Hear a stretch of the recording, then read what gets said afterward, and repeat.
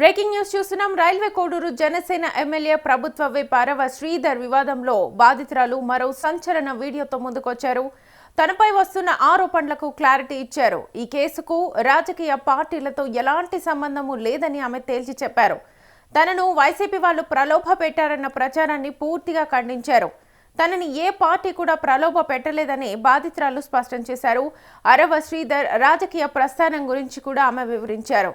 ఆయన direct MLA కాదని, మొదట వైసీపీ నుంచి సర్పంచ్గా గెలిచి తర్వాత జనసేనలో చేరారని తెలిపారు. అయితే ఈ కేసును పార్టీలతో కలిపి చూడడం సరికాదన్నారు. ఇది పూర్తిగా తనకు జరిగిన వ్యక్తిగత అన్యాయమని చెప్పారు. రాజకీయ నేతల పేర్లను ఈ వ్యవహారంలో లాగొద్దని కోరారు.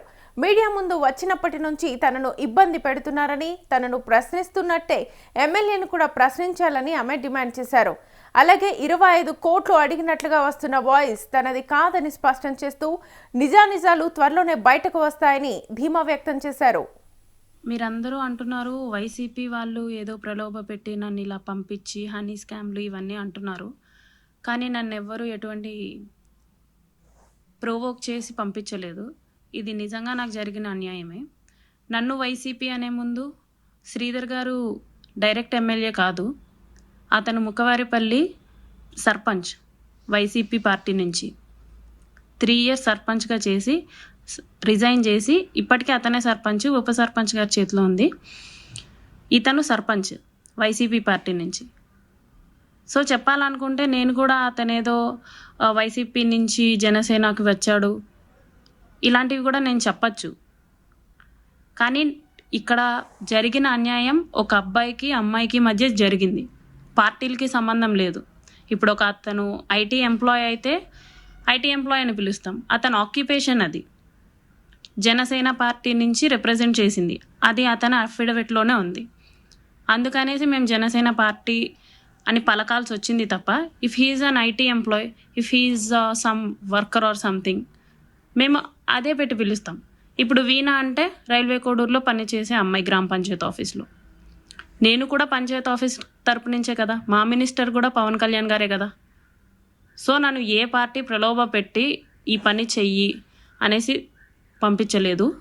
ఇది మీకు ఎంక్వైరీలోనే కొద్ది రోజుల్లో తేలుతుంది. అండ్ మీడియా గురించి వస్తే నిన్న చాలా కామెడీ చేశారు. ప్రెస్ మీట్లో మేము కొన్ని క్లారిఫికేషన్స్ ఇద్దాము అని చెప్పేసి మేము వస్తే వాళ్ళ సూటిపోటి మాటలతో, కామెడీ డైలాగ్స్తో, అమ్మాయితో మాట్లాడుతున్నామని కూడా చూడకుండా ఇష్టం వచ్చినట్టు కామెడీ చేశారు, వెటకారం చేశారు, ఐరానిక్గా మాట్లాడారు. నాకు మీడియా ప్రెస్ ఇదంతా చాలా కొత్త. నాకు అన్యాయం జరిగింది, ఏ విధంగానూ న్యాయం జరగట్లేదు అని చెప్పేసి నేను మీడియా ముందుకు వచ్చాను. దీంట్లో మీరంతా డిస్క్రిమినేట్ చేయడానికి లేదు. కాబట్టి నేను దీని మీద ఒక క్లారిటీ ఇవ్వడానికి నేను ఇప్పుడు మాట్లాడుతున్నాను. అండ్ తాతంశెట్టి నాగేంద్ర గారు అన్నారు 2012 నుంచి నా బయోడేటా తీసి ఎవరెవరో అబ్బాయిల పేర్లు చెప్పి మాట్లాడుతున్నారు. అతను కొంచెం క్లారిటీ ఇవ్వాలి. వాళ్ళు ఫ్రెండ్సా, అఫైర్సా, బాయ్ ఫ్రెండ్సా అనేది క్లారిటీ ఇవ్వాలి. విత్ ప్రూఫ్స్తో క్లారిటీ ఇవ్వాలి. జస్ట్ పేర్లు చెప్తే మేము అట్లా ఊరుకోం కదా, నేను అట్లా ఊరుకోను కదా. నా మీద ఎవరైనా అట్లా అంటే నాకు ఇది జరిగింది అని చెప్పేసి నేను ప్రూఫ్స్తో చెప్తున్నాను. ఆయన ఇలా జరిగింది అని చెప్పేసి ప్రూఫ్స్తో చెప్పమని చెప్పండి. జస్ట్ పేర్లు చెప్తే ఒక పేరుతో 100 మంది ఉంటారు. ప్రూఫ్స్ కావాలి కదా, నాకు అఫైర్స్ ఉన్నాయని చెప్పేసి. పోనీ అది మీ ఎంక్వైరీ టీమ్కే సబ్మిట్ చేయండి, ఐ రిక్వెస్ట్.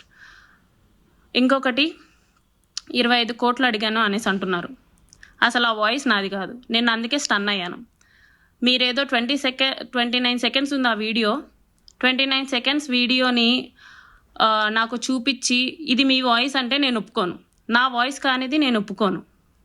ఒకటి, ఆ వాయిస్ ఎవరితో మాట్లాడా, ఒకవేళ నేను నిజంగా మాట్లాడుంటే ప్రూవ్ చేయాల్సిన వాళ్ళు ఎలా ప్రూవ్ చేయాలంటే ఆ వాయిస్ ఫుల్ ఆడియో పెట్టండి. జస్ట్ 29 సెకండ్స్ అంటే నేను ఎవరితో మాట్లాడినట్టు, ఏమని మాట్లాడినట్టు? నేను ఇప్పుడు తాతంశెట్టి నాగేంద్ర గారిది ఫుల్ ఆడియో పెట్టాను. మీరు కూడా అలా పెట్టే ధైర్యం చేయండి. అలా ధైర్యం చేయకపోతే ఇలాంటి చీప్ ట్రిక్స్ ప్లే చేయకండి. అండ్ నన్ను ఇంతమంది క్వశ్చన్ చేస్తున్నారు, ఇంతమంది విమర్శిస్తున్నారు. సేమ్ క్వశ్చన్ మీడియా వాళ్ళగా మీరు ఎమ్మెల్యే గారిని కూడా అడగండి. ఆ ప్రయత్నం మీరు ఎందుకు చేయడం లేదు? ఇప్పుడు నాకు ఇది బాధ అని చెప్పేసి నేను ఒకరి పేరు చెప్తే ఇది నిజమా కాదా అని చెప్పి క్లారిటీ తీసుకోవాల్సిన బాధ్యత కూడా మీకు ఉంది కదా. నేనేమో రెచ్చిపోయి మాట్లాడి ఎమోషనల్ అయిపోయి ఫ్రస్ట్రేట్ అయిపోయి అలా మాట్లాడితే ఇది బరి తెగించింది అంటున్నారు. కామ్గా మాట్లాడుతుంటేనేమో ప్లాన్ ప్రకారంగా మాట్లాడుతుంది అనేసి అంటున్నారు. నేను ఇంకా ఏం చెప్పాలో నాకు అర్థం కావట్లేదు. అన్ని ఎంక్వైరీలో తెలుస్తాయి. ఒక 2-3 డేస్లో అన్ని ఎంక్వైరీస్కి whatever the type of enquiry it may be నేను కోఆపరేటివ్గా ఉన్నానండి.